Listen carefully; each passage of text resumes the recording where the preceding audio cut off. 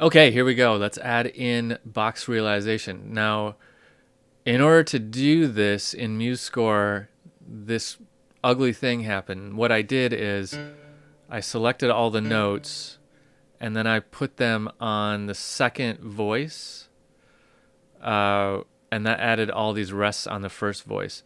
So we're going to get rid of these rests as we add our notes. So ignore them for just a second.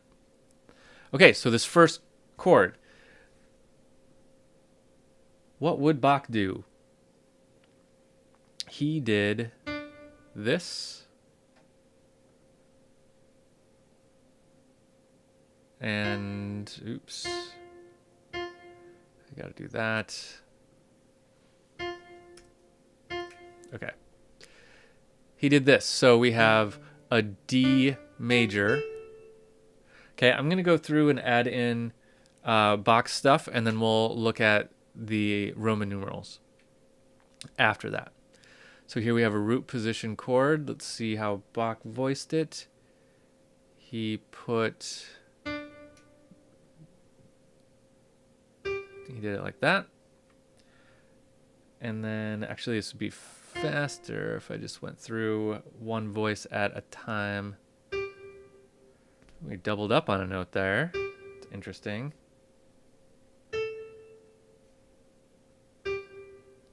We'll talk about all of this in just a second. Okay, let's go down here.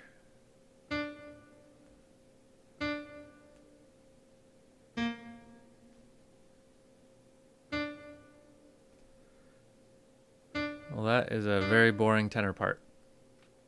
Okay, so let's point out a couple things. Here, he used the same note. He doubled up on the same note in the same octave. Remember, that's okay. We can do that. Also, here might have tripped you up. So what happens here is the melody goes to an eighth note. The accompaniment does not, and that's okay. You could have done it both ways, actually. As long as whatever you did here didn't change the chord. Like if this moved to another chord tone and this moved to another chord tone, you could have added a harmony here, but you don't need to. But if you did add one, it needs to be this D major chord. You can't have anything other than D major because that's not indicated here, and there's no bass note to tell us anything different.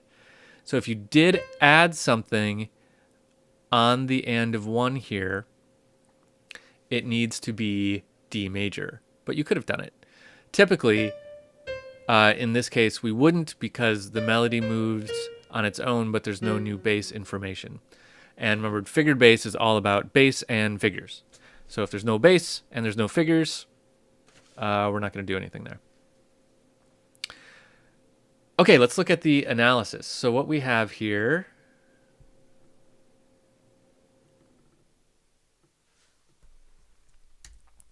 is we have a big old major 5.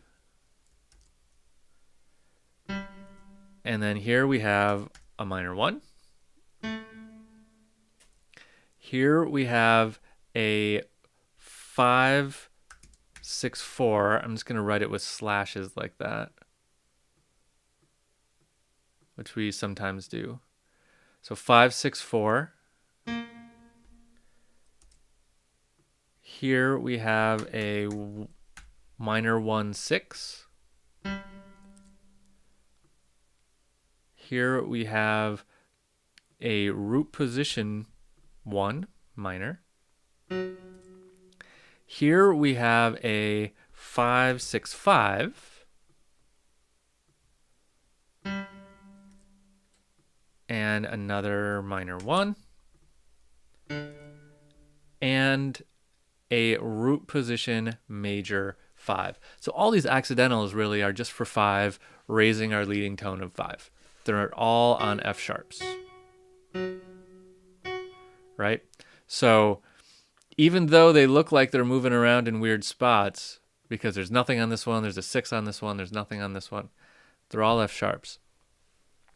Interesting. So that's how Bach did it. Let's hear it.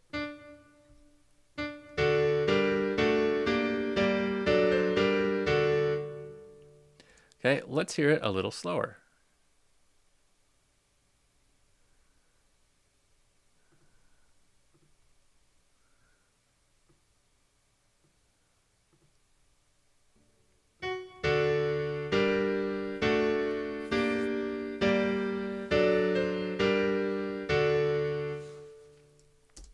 Okay, cool. Okay, let's do one more video on this topic and just kind of rip through some of the basic rules, and then we'll do a worksheet on it.